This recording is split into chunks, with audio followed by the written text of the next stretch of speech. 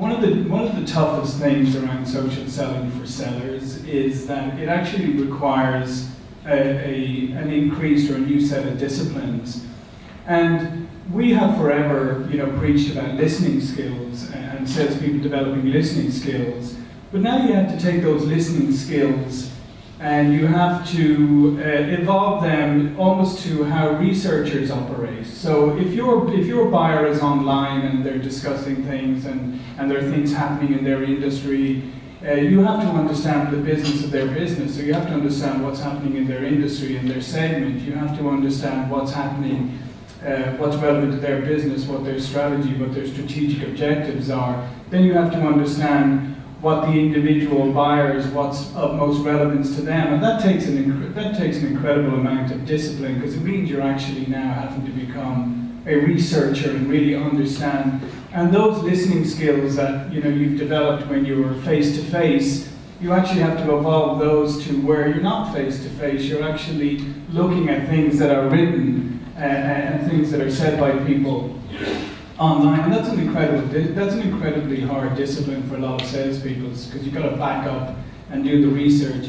Then you have to almost be a micro-marketer in terms of you have to know how to engage and how to message and how to get your message out in a way that can engage your buyers. So it's research. It's you've got to become a part researcher, micro-marketer, and you've got to have incredible business acumen today in order to be able to even get into the game. Because if you just get online and start trying to insert yourself in conversations, it's going to be like, and I always compare it to, you wouldn't go to a physical networking event like this and walk in the door and just start shouting random things at people, right?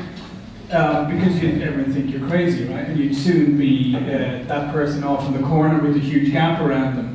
But there's a lot of people who think that behavior is acceptable online. They think, okay, I'm going to get engaged on social media, I'm going to social sell, so I'm just going to throw out random headlines and stuff, and they wonder why they get no reaction from it. So everything has to be done in an extremely thoughtful manner.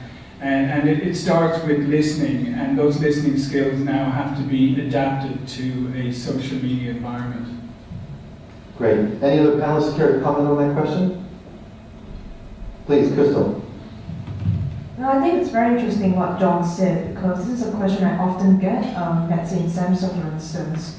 So a lot of people are trying to come to terms with the whole idea of social media. How do we use it? How do we be part of the conversation? How do we become more efficient? How do we let it achieve our business outcomes?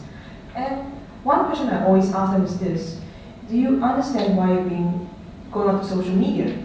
So if the first words that come to your mind when I say the word social media, if those words are Facebook or Twitter or LinkedIn, you've gotten it all wrong, because social media is about using social platforms to understand where the user is, what they're looking out for, what content do they want to receive, and who do they want to network with. I think that's very important. And being on social media platforms without a clear strategy in mind, not understanding your brand objectives, your marketing objectives, your business objectives, is a sure fail, because that's a very tactical measure and you're not thinking about the whole strategic outcome, which is what John has said. So just to add on to that point. Thank you very much. Marco, please.